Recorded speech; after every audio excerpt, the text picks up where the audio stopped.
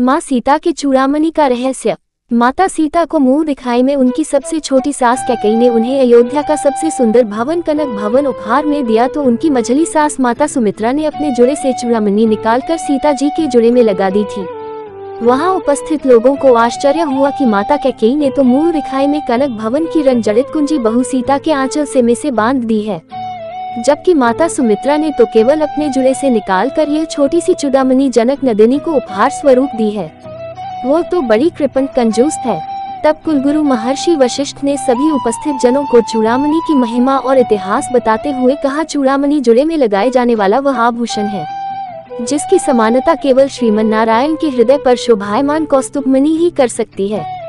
संसार के समस्त आभूषण मिलकर भी इस चूड़ामणि की समानता नहीं कर सकते।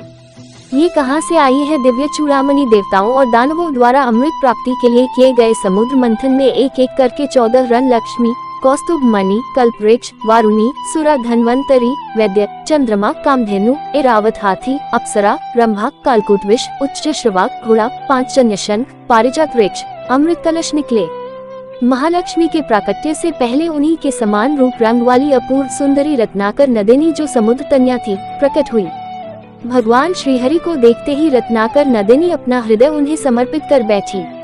तभी भगवान की नित्य शक्ति क्षीरतन्या साक्षात महामाया लक्ष्मी जी प्रकट हो गई। उन्हें देखकर ऐसा जान पड़ता था मानो चमकती हुई बिजली प्रकट हो गई हो। उन्होंने अपने हाथों में सुशोभित भी सफेद, नीले, पीले, लाल और करबुरी इन 5 रंगों की कमल माला समस्त गुणों के आश्रय व निरपेक्ष भगवान नारायण को पहना दी और चुपचाप उनके अनुग्रह की प्रतीक्षा करती हुई उनके निकट स्थित हो गई। समुद्र की ज्येष्ठ पुत्री रत्नाकर नंदिनी मन मसोस कर खड़ी रह गई। उनके मन के भावों को जानकर श्रीहरि स्वयं उनके पास जाकर बोले, मैं तुम्हारे मन के भाव को जानता हूँ। पृथ्वी का भार हरने के लिए मैं जब जब अवतार धारण करूंगा तब तुम मेरी सहारिणी शक्ति के रूप में अवतरित होगी। कलयुग के अंत में कल की रूप में जब मैं प्रकट होऊंगा तब तुम्हें पूरी तरह अंगीकार करूंगा। अभी सत्ययुग है। त्रेता और द्वापर युग में तुम त्रिकूट पर्वत शिखर पर वैष्णवी नाम से अपनी मनोकामना पूर्ति के लिए तप करो।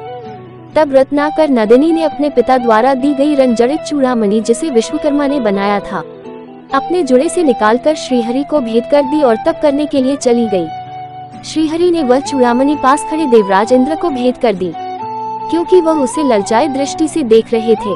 इंद्र ने वह चूड़ामणि इंद्राणी के केसों में सजा दी। देवराज इंद्र शंबरासुर से बहुत दुखी थे, वह उसे पराजित नहीं कर पा रहे थे। उन्होंने सम्रासुर से युद्ध में महाराजा दशरथ से सहायता मांगी। महारानी कैकेयी ने अपने पिता के यहाँ शस्त्र चलाना सीखा था और वे रथ हाँकने की विद्या में भी पारंगत थी। उनकी सहायता से महाराज दशरथ ने सम्रासुर को पराजित कर दिया। देवराज इंद्र के आमंत्रण पर महारानी कैकेयी के साथ देवलोक चले गए। इस अवसर पर इंद्र ने महाराज दशरथ को स्वर्गलोक की मंदाकिनी के राजहंस और 4 पंख भेंट किए और इंद्राणी ने चूड़ामणि महारानी कैकेयी को भेंट में देते हुए कहा, जिस स्त्री के केसों में ये दिव्य चूड़ामणि रहेगी उसका सौभाग्य अखंड रहेगा। उसके पति के राज्य में अकाल विपदा जैसी आपदाएं नहीं आएगी और कोई शत्रु उन्हें पराजित नहीं कर सकेगा। महारानी कैकेयी ने अयोध्या आकर वह चूड़ामणि यह सोचकर सुमित्रा को दे दिया कि मुझे तो महाराज दशरथ और प्रजा का प्यार वैसे ही सबसे ज्यादा मिल रहा है। मझली रानी सुमित्रा रात दिन परिवार की सुख सुविधा में लगी रहती है। हमारा सौभाग्य भी एक ही है, इसकी असली हकदार तो सुमित्रा ही है।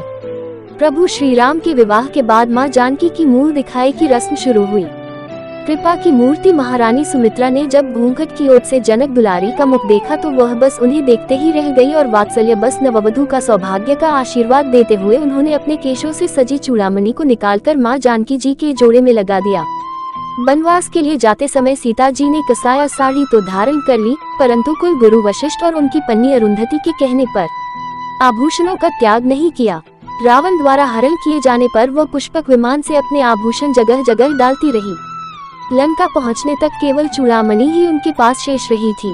चूड़ामणि की महिमा जानने के कारण ही उन्होंने उसे अपने शरीर से अलग नहीं किया था। सीता जी की खोज में जब हनुमान जी अशोक वाटिका में जाकर श्री राम की मुद्रिका माँ जानकी को देते हैं और कहते हैं, मातु मोहि दीजे कछु चिन्हा, जैसे रघुनायक मोहि दिन्हा। चूड़ामणि उतारी तब गयो, हर्ष समेत पवन सुत लय हूँ। तब वही चूड़ामणि सीता जी ने प्रभु श्री राम को अपनी पहचान बताने के लिए हनुमान को दे दी थी। वह जानती थी कि जब तक ये चूड़ामणि प्रभु श्री राम के पास नहीं पहुंचेगी तब तक लंका का विनाश और रावण की पराजय संभव नहीं होगी। धन्यवाद दोस्तों। वीडियो कैसी लगी कमेंट और लाइक करके बताएं और चैनल को सब्सक्राइब करें, अपने दोस्तों के साथ शेयर करें।